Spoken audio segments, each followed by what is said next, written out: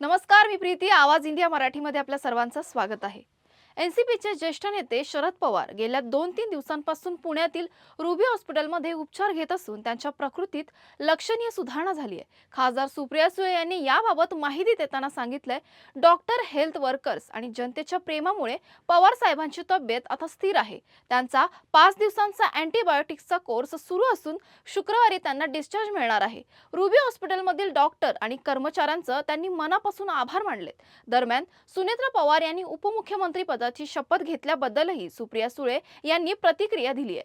वहिनींवर मोठी जबाबदारी आल्याचा आनंद असल्याचं सांगताना त्यांनी भावनिक प्रतिक्रिया व्यक्त केली आहे. एका डोळ्यात आनंद आहे तर दुसऱ्या डोळ्यात अश्रू आहेत, असं त्या म्हणाल्या. दादा आता आपल्यात नसल्याचं दुःख आयुष्यभर राहील असं सांगत त्यांनी त्यांच्या आठवणींना उजाळा दिला. दादा कधीही थकलेले किंवा आजारी असल्याचं दाखवत नसत. इतक्या लहान वयात त्यांनी आपल्याला सोडून जाणं मान्य करणे कठीण आहे, अशा शब्दात त्यांनी आपल्या भावना व्यक्त केल्या आहेत.